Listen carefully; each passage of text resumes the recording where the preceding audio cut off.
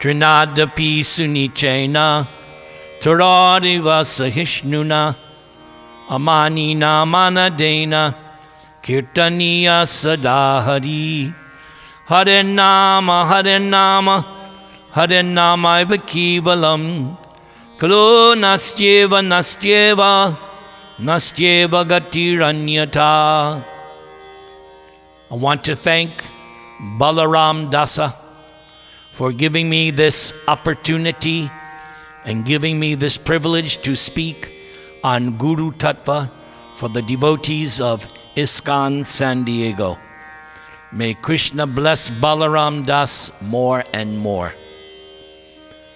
So, I have selected some excerpts from the Srimad Bhagavatam, since it was Balaram Dasa who instructed me to speak on Guru Tattva.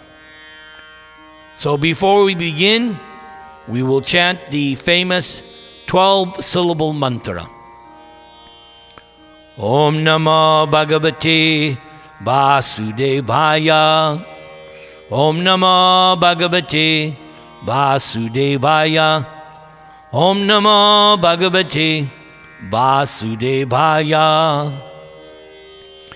So our first excerpt is from the 6th canto of Srimad Bhagavatam. The incident is the pastime of Vitra Asura, and it's several chapters. And there is one incident where the demigods are approaching Vishvarupa to act as their chief priest in performing a sacrifice.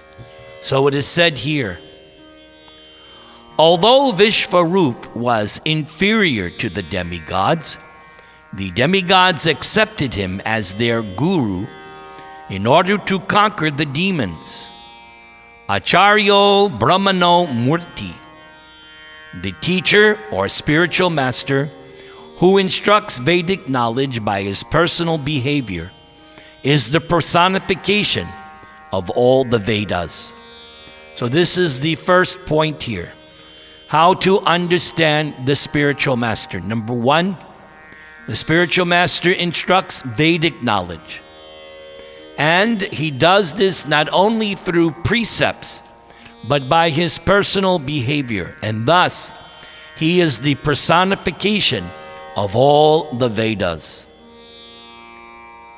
Our next excerpt is from the 7th canto of Srimad Bhagavatam, when Prahlad Maharaj, the 5-year-old boy, is explaining to his classmates what he learned in the womb. When he was in the womb of his mother, Narada Muni instructed him. So they wanted to know what he learned. And so one of the things he said, one must accept the bona fide spiritual master and render service unto him with great devotion and faith. Whatever one has in one's possession should be offered to the spiritual master. And in the association of saintly persons and devotees, one should worship the Lord. One should hear the glories of the Lord with faith. One should glorify the transcendental qualities and activities of the Lord. One should always meditate upon the Lord's lotus feet. And one should worship the deity of the Lord strictly according to the injunctions of the Shastra and Guru. Now, later on in the 7th canto of Srimad Bhagavatam, Narada Muni is instructing King Yudhishthira on many different subjects. So towards the end of his instructions, Narada says this, My dear King Yudhishthira, one must conquer the modes of passion and ignorance by developing the mode of goodness. And then one must become detached from the mode of goodness by promoting oneself to the platform of Shuddha Sattva, or pure goodness. And all of this can be automatically done if one engages in the service of the spiritual master with faith and devotion. So this teaching of Narada Muni is so appropriate for all of us.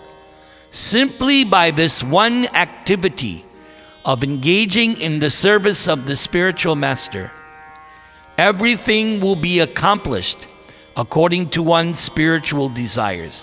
Simple program. Narada continues, and in this way, one can conquer the influence of the modes of nature.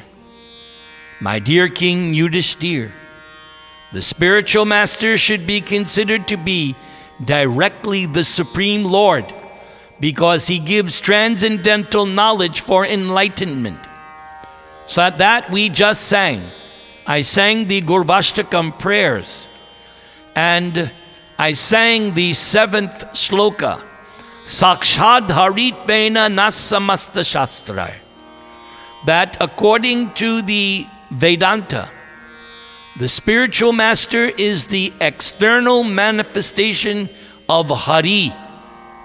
Hari is in your heart, Krishna. And he manifests himself externally as the spiritual master. So Sakshad Haritvena, the spiritual master, is as good as contacting God directly. Consequently, Narada says, for one who maintains the material conception that the spiritual master is an ordinary human being, everything is frustrated. One's enlightenment and Vedic studies and knowledge are like the bathing of an elephant. This analogy of the bathing of the elephant, Prabhupada explains. The elephant goes and takes a bath in the lake or the river, but immediately coming out, the elephant puts dust all over its body again because it finds it uncomfortable to be clean. So he takes a bath and then immediately throws dust over himself. So that is not intelligent. So the spiritual master has to be accepted as the external manifestation of Krishna in the heart. So that's a very important point. We sing this Gurvashtakam prayers every morning in ISKCON, every temple, every morning, because it's so fundamental. We will go to Krishna. We are able to approach Krishna only through the access of the spiritual master.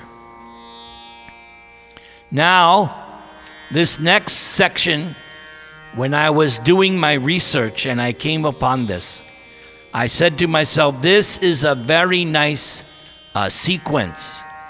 This is in the 10th canto, the Krishna Leela. And the incident is when Sudama, the poor Brahmana, was sent by his wife to go see his classmate, Krishna. Sudama and Krishna were classmates in the school of Sandipani Muni, and we'll hear about that. So that exchange, that whole 2 chapters of Sudama Brahman, such a nice part of the 10th canto. So here's how it is delivered. Shukadeva Goswami, of course, is explaining 10th canto to Parikshit Maharaj. He says, O king, taking each other's hands, Krishna and Sudama talked pleasantly about how they once lived together in the school of their guru. Krishna then said, My dear friend Sudama, one who gives a person the physical birth is one's first spiritual master. So this is very important. One's father is the first spiritual master. And one who initiates him as a twice-born Brahmana and engages him in religious duties is indeed more directly the spiritual master. But the person who bestows transcendental knowledge upon the members of all the spiritual orders of society is one's ultimate spiritual master. Indeed, he is as good as my own self. Same thing I was just saying. Same thing that is stated in that Gurvashtakam prayers. Listen to what Krishna says. The person who bestows transcendental knowledge is one's ultimate spiritual master and is as good as my own self. This has to be taken very, very carefully. O Brahmana Sudama, certainly of all the followers of the Varna Ashram system, those who take advantage of the words I speak in my form as the spiritual master, and thus easily cross over the ocean of material existence, they best understand their own true welfare. For I, Krishna, am the soul of all beings, and I am not as satisfied by ritual worship, Brahminical initiation, penances, or self-discipline. I am not as satisfied as I am by faithful service rendered to one's spiritual master. That is the same thing spoken of in that final Gurvashtakam prayers. Yasya prasadat bhagavat prasada, yasya prasada nagati kutopi. So that song is exactly what Krishna is saying here. We are not so much concerned with trying to satisfy Krishna directly. We are more concerned with satisfying the instructions of the spiritual master. Indeed, the entire ISKCON movement is based on that principle. And as long as ISKCON continues to follow that principle, it will flourish and be successful. But as soon as it deviates, then it is finished. So this point here that Krishna is saying, I'm not as pleased as I am by faithful service rendered to one's spiritual master. And I will go one step further. Prabhupada directly writes in his book, in the Chaitanya Charitamrita, it occurs when that famous verse appears that the mother of all regulations, rules, is that one must always remember Krishna and never forget Krishna. That's the mother of all principles. Always remember Krishna, never forget. And in the purport, Prabhupada says that the spiritual master gives many services, but the first instruction is to chant 16 rounds of the Hare Krishna Mahamantra. It is written in Prabhupada's book. It is the law. One must chant 16 rounds. Hare Krishna, Krishna Krishna, Hare Hare, Hare Rama, Rama Rama, Hare Hare. Then one knows Krishna is satisfied. Krishna continues, O Brahmana, do you remember what happened to us while we were living with our spiritual master? Once, the wife of our guru sent us out to fetch firewood, and after we entered the vast forest, an unseasonal storm arose with fierce wind, rain, and harsh thunder. Then, as the sun set, the forest was covered by darkness in every direction, and with all the flooding, we could not distinguish high land from low. Constantly besieged by the powerful wind and rain, we lost our way amidst the flooding waters. So we simply held each other's hands and in great distress wandered aimlessly about the forest. Our guru, Sandipani Muni, understanding our predicament, after sunrise set out to search for us and found us in distress. At that time, Sandipani Muni said, "O my children, you have suffered so much for my sake. After all, the body is most dear to every living creature. But you are so dedicated to me that you completely disregarded your own comfort. This indeed is the duty of all true disciples, to repay the debt to their spiritual master by offering him with pure hearts their wealth and even their very lives. You boys are first-class brahmanas, and I am satisfied with you. May all your desires be fulfilled, and may the Vedic mantras you have learned never lose their meaning for you in this world or in the next." Lord Krishna continued, "My dear Sudama, we had many similar experiences while living in our spiritual master's home. Simply by the grace of the spiritual master, a person can fulfill the purpose of life and attain eternal peace." So, we are learning from Krishna how significant, how fundamental it is to simply obey and serve the spiritual master. For my next excerpt, we go to the prayers of the personified Vedas. And they pray like this to Vishnu. The mind is like an impetuous horse that even persons who have regulated their senses and breath cannot control.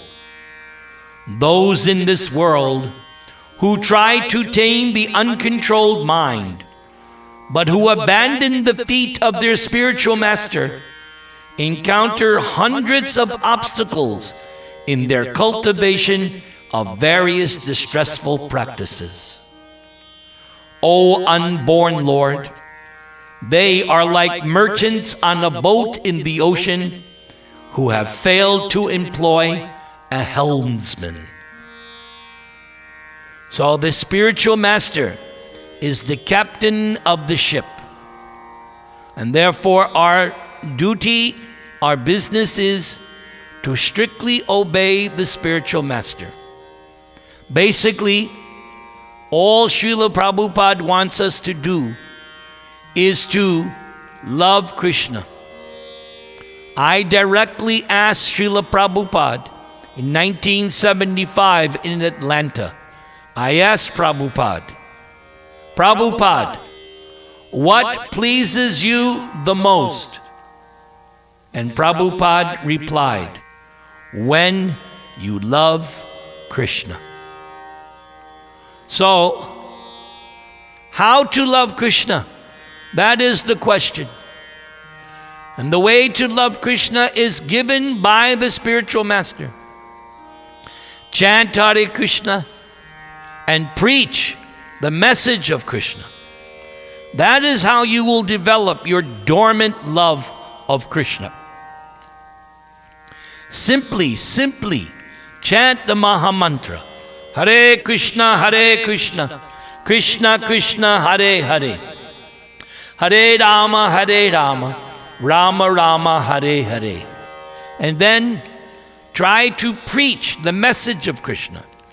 This was the same thing Lord Chaitanya told the Kurma Brahmana. The Kurma Brahmana asked Lord Chaitanya, I want to leave my household life. I want to go with you. And Lord Chaitanya said, no. you stay home and you become guru. How? By simply repeating what Krishna has said in Bhagavad Gita and what has been said about Krishna in Srimad Bhagavatam. Krishna Katha. If we simply speak Krishna Katha, then we are satisfying Krishna and we are developing love of Krishna. Now, the next set of instructions is from the 11th canto of Srimad Bhagavatam. This next verse is a very prominent verse from the 11th canto. Bhayang vatiya viniveshata syad ishad apetasya viparyoyo smriti tanmaya yato buddha abajetang bhatyaika yeshang guru deva tatma. This section is from Maharaj Nimi when he is met with the Navayogendras, the 9 transcendental preacher sons of Rishabhadev. And he asked them questions, and each one took a turn answering the questions of Maharaj Nimi. So this was Kavi, and Kavi says, when does fear arise? Fear arises when a living entity misidentifies oneself as the material body. Why? Because of absorption in the external illusory energy of the Lord. When the living entity thus turns away from the Supreme Lord, one also forgets his or her own constitutional position as servant of the Lord. I cannot emphasize that enough. Our constitutional position is to be the servant of the Lord. This bewildering, fearful condition is effected by the potency of illusion called Maya. This fearful condition is effected by the potency for illusion known as Maya. Therefore, an intelligent person should engage unflinchingly in the unalloyed devotional service of the Lord under the guidance of a bona fide spiritual master. Under the guidance of a bona fide spiritual master, whom one should accept as worshipable deity and one's very life and soul. Then, in the same conversation, another famous verse, Tasmad Gurung Prapadyeta Jigyasu Shreya Uttamam Shabde Parecha Nishnatang Brahmani Upashamasrayam. This was one of his brothers, Prabhuda. So he said to Maharaj Nimi, therefore, any person who seriously desires real happiness must seek out a bona fide spiritual master and take shelter of him by initiation. The qualification of the bona fide guru is that he has realized the conclusions of the scriptures by deliberation and is able to convince others of these conclusions. Such great personalities who have taken shelter of the Supreme Godhead, Krishna, leaving aside all material considerations, should be understood to be bona fide spiritual masters. Then, in this same section, it is stated here, accepting the bona fide spiritual master as one's life and soul and worshipable deity, the disciple should learn from the spiritual master the process of pure devotional service. The Supreme Personality of Godhead, Hari, who is the soul of all souls, is inclined to give himself to his pure devotees. Therefore, the disciple should learn from the spiritual master how to serve the Lord without duplicity, and in such a faithful and favorable way that the Supreme Lord, thus being satisfied, will offer himself to the faithful disciple. This is completely amazing. Krishna is going to offer himself to you when you are strictly obedient and faithful to the spiritual master. Please think about that. Krishna is going to offer himself to you simply by you serving your spiritual master. Continuing from the Navayogendras, a sincere disciple should learn to disassociate the mind from everything material and positively cultivate association with one's spiritual master and other saintly devotees. One should be merciful to those in an inferior position, cultivate friendship with those on an equal level, and meekly serve those in a higher spiritual position. Thus, one should learn to deal properly with all living beings. In the same section of the instructions of the Navayogendras, Avyarhotra replied to Maharaj Nimi, having obtained the mercy of one spiritual master, who reveals to the disciple the injunctions of the Vedic scriptures, the devotee should worship the Supreme Personality of Godhead in the particular personal form of the Lord the devotee finds most attractive. This I like very, very much. This I really like. I have also read in Prabhupada's writings in the Bhagavatam. How can you tell what is your original Rasa with Krishna? Prabhupada gives the hint that if you find a particular avatar, if you find a particular pastime, if you find something that you are very, very much attached to, that gives you a clue as to your original spiritual position. So, may you find out what that is, and may you become all successful in achieving your original spiritual status of servant of Krishna. Now, finishing up my homework that I did here, the remainder is from the Uddhava Gita. The Uddhava Gita is just before Krishna leaving this planet, before the Maushala Leela, or the disappearance of the Yadu dynasty. The scene was that Krishna was in Dwaraka, and Lord Brahma and the demigods arrived in Dwaraka. And Lord Brahma situated himself in the sky and said to Krishna, "My dear Lord, you have remained on this earth for 125 autumns, and you came at our request because we asked you to remove the burden of this earth. That has been done. You have killed all the demons, and the last batch was the battle of Kurukshetra.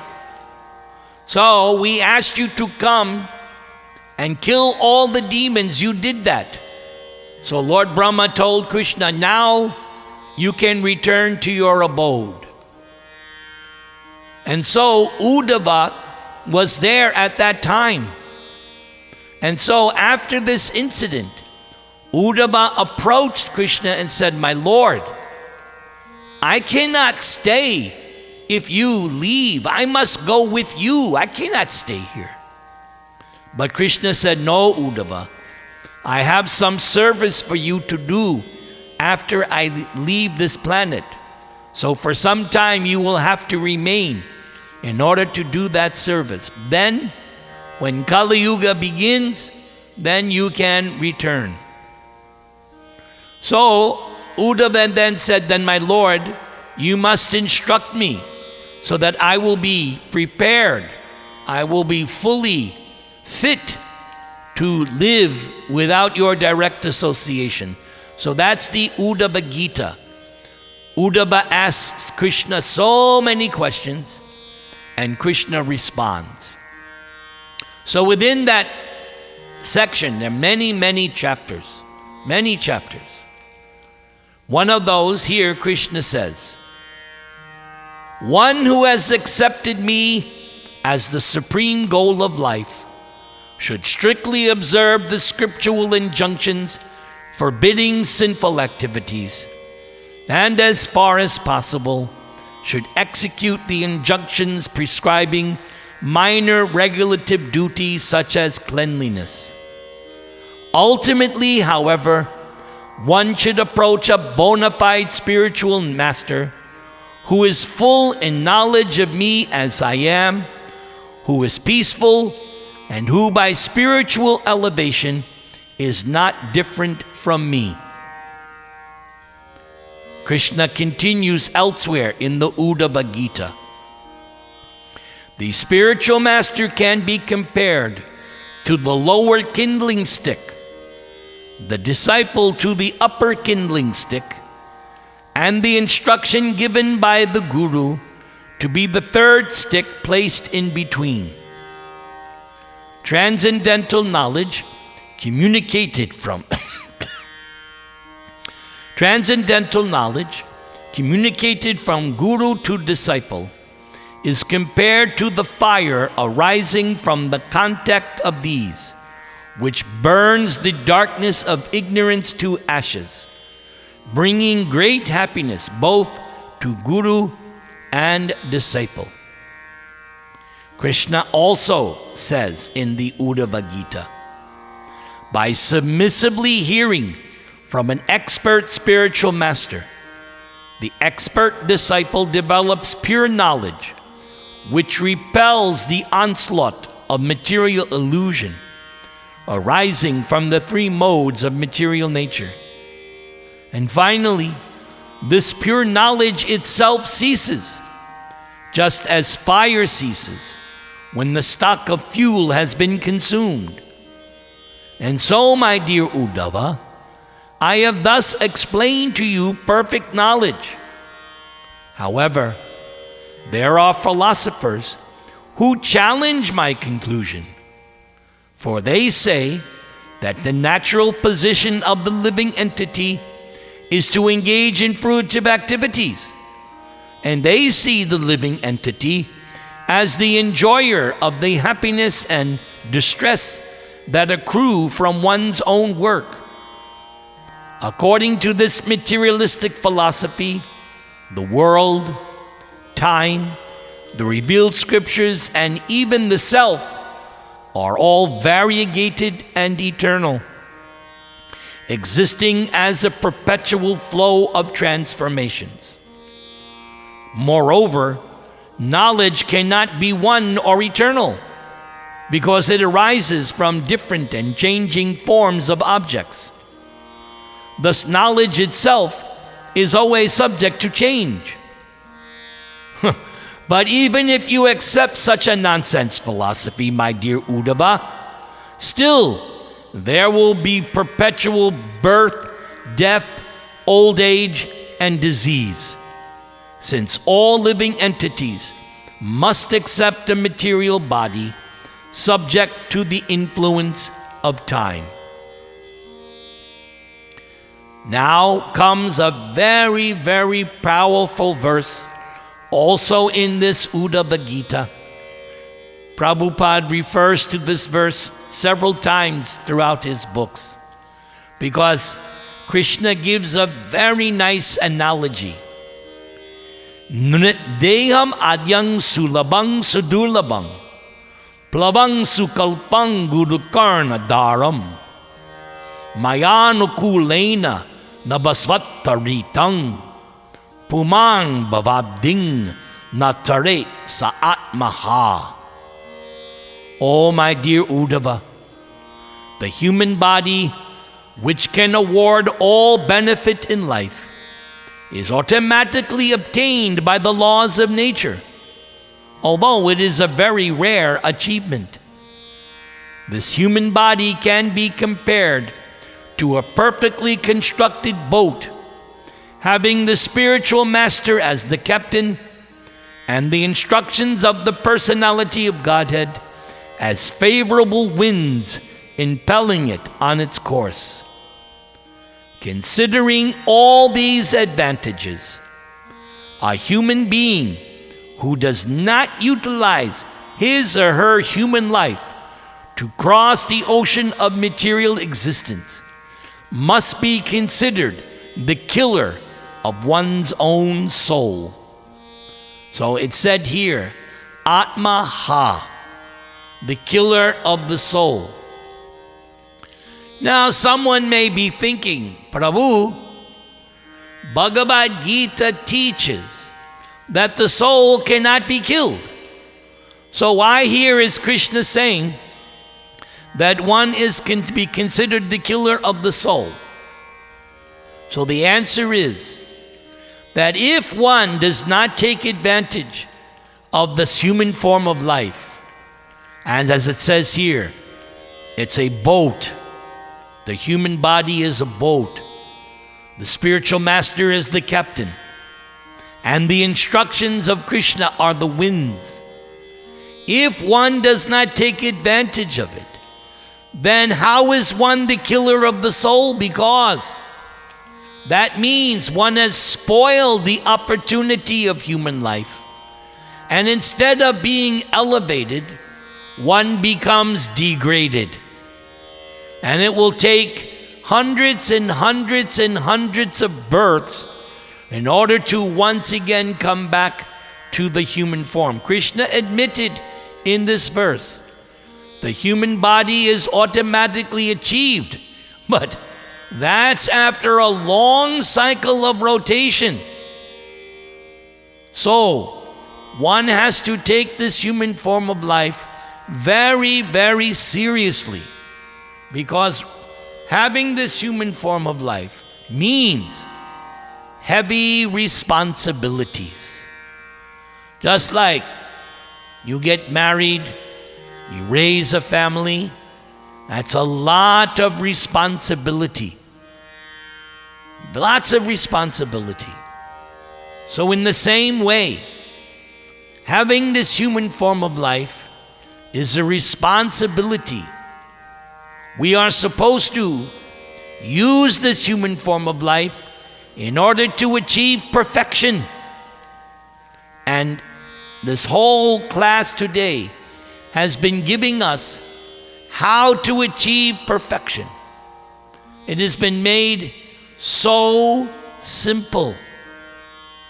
Accept the spiritual master as the external manifestation of Krishna in the heart and follow his instructions. And Srila Prabhupada has emphasized, what are those instructions? What are the basic instructions?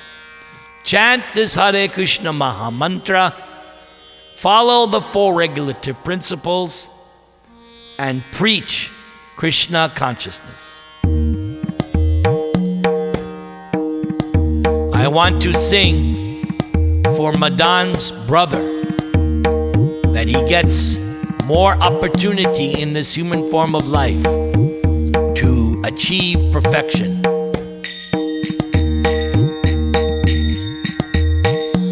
Hari Haraye Namaha, Hari Haraye Namaha,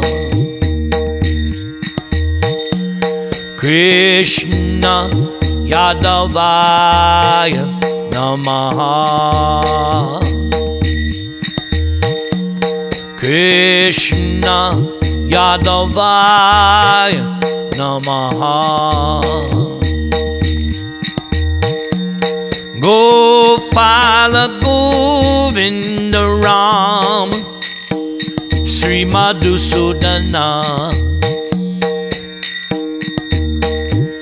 Gopala Govinda Ram Sri Madhusudana. Hari Haraye Namaha. Hari Haraye Namaha. Krishna Yadavaya Namaha.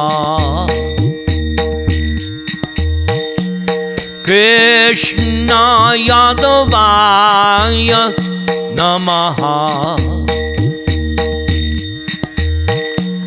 Gopala Govinda Ram Sri Madhusudana. Gopala Govinda Ram Sri Madhusudana. Hari Haraye Namaha.